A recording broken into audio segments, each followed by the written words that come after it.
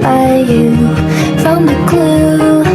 Don't forget to get. Halo teman-teman, kenalkan nama saya Najwati Tania Anggali, NIM 11124000016, dan rekan saya Rizka Anggaliani dengan NIM 11124000012. Kami dari Universitas 17 Agustus 1945 Surabaya, Fakultas Ilmu Sosial dan Ilmu Politik, Prodi Administrasi Negara. Video ini diambil untuk memenuhi nilai ujian tengah semester mata kuliah Jejaring Kebijakan dan Pemerintahan yang dibimbing oleh Bapak Edi Wahyudi SH MSI. Jadi, materi pertama yang akan kita bahas adalah tentang jejaring kebijakan dan pemerintahan. Jejaring kebijakan dan pemerintahan adalah konsep yang menjelaskan hubungan dan interaksi antar aktor dan pemangku kepentingan dalam proses pembuatan, implementasi, dan juga evaluasi kebijakan publik. Aktor-aktor yang meliputi ada pemerintah, LSM, sektor swasta, akademisi, dan juga masyarakat sipil.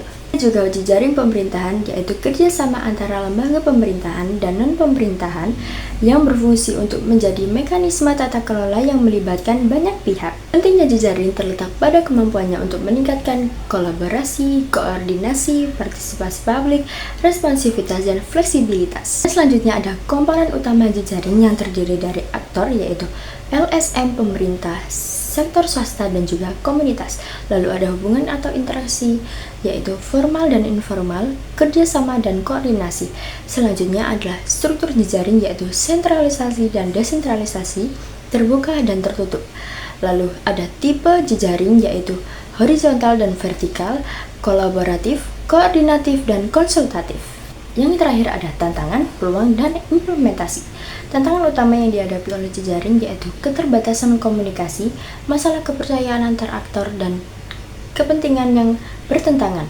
Yang kedua, ada peluang yang ditawarkan, yaitu inovasi kebijakan dan pemanfaatan teknologi informasi. Yang terakhir ada studi kasus dan implementasi, yaitu penanggulangan bencana, e-government dan digitalisasi, serta jejaring kebijakan lingkungan. Materi kedua yang akan kita bahas adalah yang kedua ada elemen utama dan tipe struktur. Aktor-aktor yang masuk dalam elemen utama ada pemerintah, LSM, sektor swasta, dan komunitas. Yang kedua ada hubungan yang dapat bersifat formal yaitu kontrak dan regulasi. Yang kedua ada elemen utama dan tipe struktur. Aktor-aktor yang masuk dalam elemen utama ada pemerintah, LSM, sektor swasta, dan komunitas. Yang kedua ada hubungan yang dapat bersifat formal yaitu kontrak dan regulasi, dan informal, kerjasama, dan jaringan pribadi.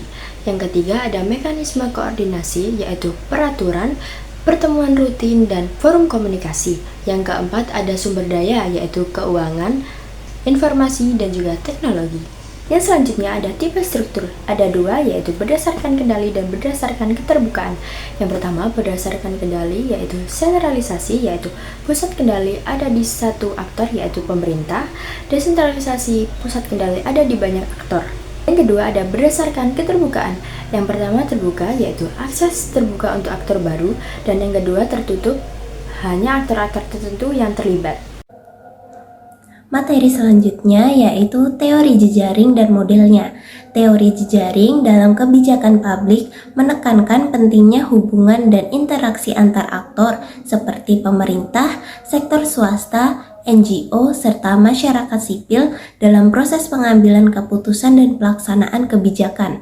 Pendekatan ini membantu mengatasi kompleksitas masalah publik melalui kolaborasi multi-aktor, koordinasi lintas sektor, dan komunikasi yang efektif. Model jejaring terdiri dari model hierarkis yang berfokus pada struktur formal, model pasar yang menekankan pertukaran sumber daya secara kompetitif, serta model jejaring horizontal yang mengedepankan negosiasi dan kerjasama setara. Dalam konteks ini, konsep seperti centrality, density, dan homopili menjelaskan dinamika hubungan kekuasaan dan konektivitas dalam jejaring kebijakan. Penerapan teori jejaring dapat dilihat pada berbagai sektor, mulai dari kesehatan, pendidikan, hingga lingkungan. di mana kolaborasi antar aktor menjadi kunci keberhasilan implementasi kebijakan. Misalnya, jejaring antara pemerintah, rumah sakit, perusahaan farmasi, media, dan NGO dalam kebijakan vaksinasi COVID-19. Selain itu, teori jejaring sosial menyoroti penyebaran informasi dan pengaruh dalam kebijakan, sedangkan aktor network teori atau ANT menekankan peran aktor manusia maupun non-manusia dalam membentuk kebijakan. Meskipun jejaring menawarkan manfaat dalam efektivitas dan koordinasi, tantangan seperti kebijakan sumber daya, akuntabilitas, dan kompleksitas koordinasi antar aktor tetap perlu diatasi untuk mencapai tujuan kebijakan secara optimal. Materi selanjutnya yaitu implementasi kebijakan dalam jejaring kebijakan dan pemerintah. Materi ini menjelaskan faktor-faktor penting dalam keberhasilan implementasi kebijakan publik melalui pendekatan jejaring.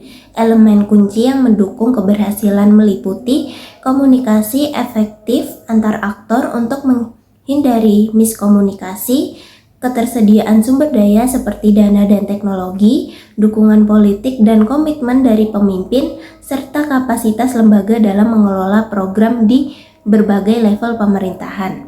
Seluruh komponen ini diperlukan agar koordinasi dan pelaksanaan kebijakan berjalan optimal. Namun, implementasi kebijakan dalam jejaring juga menghadapi tantangan seperti kurangnya koordinasi antar aktor, perbedaan kepentingan, keterbatasan sumber daya, dan masalah akuntabilitas. Contohnya terlihat dalam pelaksanaan kebijakan kesehatan seperti distribusi vaksin, di mana aktor pemerintah pusat, daerah, LSM, dan sektor swasta harus bekerja sama. Solusi yang ditawarkan adalah memperkuat jejaring komunikasi, melibatkan berbagai pihak dalam pelaksanaan, serta memanfaatkan teknologi informasi. Selain itu, monitoring dan evaluasi berkelanjutan juga diperlukan untuk memastikan perbaikan dan penyesuaian kebijakan secara efektif. Jadi, kesimpulan dari materi yang kita jelaskan tadi yaitu jejaring kebijakan dan pemerintahan merupakan bentuk kolaborasi antara berbagai sektor, yaitu pemerintah, swasta, LSM, akademisi, dan masyarakat.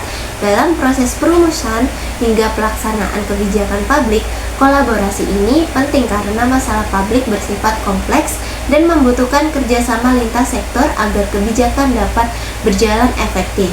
Struktur jejaring dapat bersifat sentralisasi atau desentralisasi, serta terbuka atau tertutup, tergantung pada pola hubungan dan tingkat partisipasi antar aktor.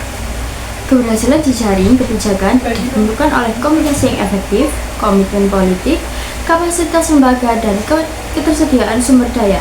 Meskipun sering menghadapi tantangan seperti koordinasi yang lemah dan perbedaan kepentingan, jejaring kebijakan mampu menciptakan pemerintah yang lebih adaptif, transparan, dan partisipasif melalui sinergi antar aktor dalam mencapai tujuan kebijakan publik. Sekian dari kami, mohon maaf bila ada salah kata. Kami ucapkan terima kasih. Dadah.